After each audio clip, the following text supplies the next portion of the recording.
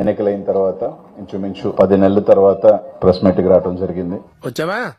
ఇవాళ కూడా రాకపోతే కనపట్లేదు అని పేపర్లో ఇద్దాం అనుకుంటున్నా. ఈ గ్యాప్ లో చాలా మంది అనిల్ ఎట్టబోయాడు, అంతన్నాడు ఇంతన్నాడు అన్నాడు, ఎట్టో పారిపోయాడు అన్నారు. ఈ ఊర్లోకెల్లా ఎదవెవడని ఎంక్వైరీ చేస్తే నువ్వేనని తెలిసింది. ఏదో మీ అభిమానం. ఇబ్బందులే, నేను చేసేది రైట్ ఆర్ రాంగ్ కూడా అర్థం కావట్లేదు. ఇంతకీ ప్రాబ్లం నాలో ఉందా మీలో ఉందా? అది డిసైడ్ చేసుకోవాల్సింది నువ్వే.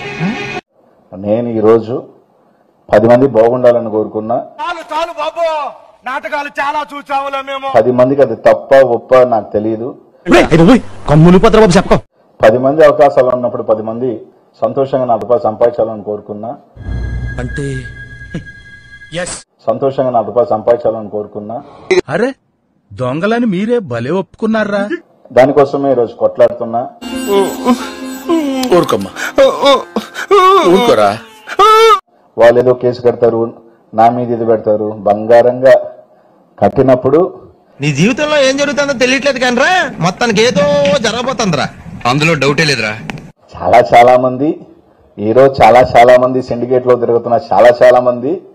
విన్నావుగా, ఒక్క చాలా కాదు 3 చాలాలు. నీకు మూలశంక ఉన్నట్టున్నది. ఒక్క మూల కాదు, అన్ని మూలలో. చాలా అకౌంట్లు బయటకు వస్తాయి, చాలా ట్రాన్సాక్షన్స్ బయటకు రావచ్చు.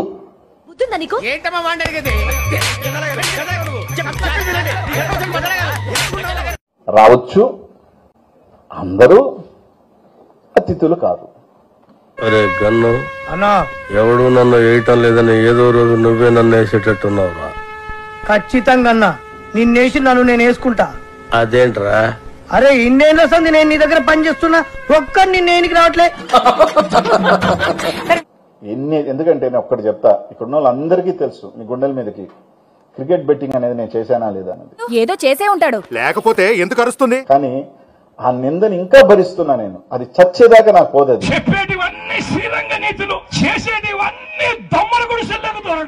నేను అందరినీ ప్లీజ్ చేయలేను, అందరికీ ఇది నేను ఒప్పించలేను. అందరూ నమ్మాల్సిన బాధ్యత కూడా ఎవరికి అవసరం లేదు. ఒక్కసారి మీ అదృష్టాన్ని పరీక్షించుకోండి సార్. ప్రత్యేకించి పరీక్షలు అక్కర్లేదు బాబు, ఎందుకంటే నన్ను దురదృష్టం ఎప్పుడు అదృష్టంలో వెంటాడుతుంటుంది. నా అనుకున్న వాళ్ళు నమ్ముతారు, నా కాదనుకున్న వాళ్ళు వ్యతిరేకిస్తారు. ఇంకా కానీ అది చచ్చేదాకా నేను చేయని పాపం, అట్లాంటి నీచమైన దరిద్రాన్ని నేను మోసుకుంటున్నా. అంతకన్నా ఏం కాదు కదా, ఇంతకన్నా నేను నిందపోసేది ఏం లేదు కదా. దాంట్లో రాజకీయాల్లోకి వచ్చిన తర్వాత 1000 కోట్లు 2000 కోట్లు 3000 కోట్లు ఉన్నాయంటే అనుకుంటే నేను అందరికీ ఒప్పించాల్సిన అవసరం లేదు కదా. నా పరిస్థితి ఇది. కానీ ఎంక్వైరీ చేసుకుంటే నా ఆస్తులు అని చేస్తే అది కూడా చెప్తాను. దాన్ని చేసుకోకపోతే ప్రపంచంలో ఉన్న దరిద్రాలు, ట్విస్టులు, కష్టాలు అన్ని మీ జీవితంలో ఉన్నాయంట్రా. 100%.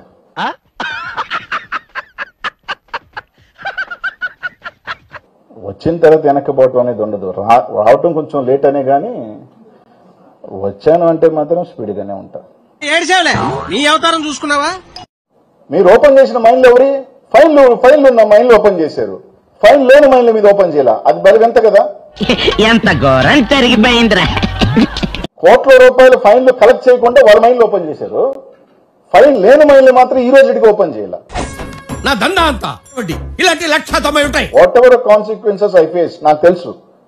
నా మీద చాలా గట్టిగా వస్తారని కూడా తెలుసు. నీకెలా తెలుసు? ఏమో, నాకు అన్నలు తెలిసిపోతే అంతే. రెడీ. ఒక పిచ్కి వచ్చాను అంటే రెడీ. అయ్యయ్యో, సానుభూతి వద్దురా. అనిల్ అనేవాడు భయపడ్డబ్బా. అంత సీన్ ఉందండి. ఎవరి పాపాన్ని నేను భరిస్తున్నానో మీ అందరికి కూడా తెలుసు. నువ్వు పావలాగా అదృపై చేస్తున్నావు. కామెంట్లు ఎట్లా అంత నీచమైన కామెంట్లు పెడుతున్నా కూడా రైట్, ఓకే. నేను ఎక్కడ ఈ రోజు కూడా నేను మాట్లాడలా. ఏడుస్తున్నాడు ఎందుకంటే ఆ మడ్డు నా మీద పూసారు. అబద్ధం చెప్తే నమ్మేటట్టుండాలరా. కానీ అది చచ్చేదాకా నేను చేయని పాపం, అట్లాంటి నీచమైన దరిద్రాన్ని నేను మోసుకుంటున్నా. పాసు బీకేవులే, నువ్వేడను పోయావా? అడిదో ఒక సెక్షన్ కింద నిన్ను కూడా చేస్తాడా? నువ్వు జాగ్రత్త అయ్యో. చూద్దాంలే. చూడటం కాదండి, మీరు చెయ్యాలంతే. సరే మీరు ట్రై చేస్తారన్నారంటే అది ఓకే అయిపోయిన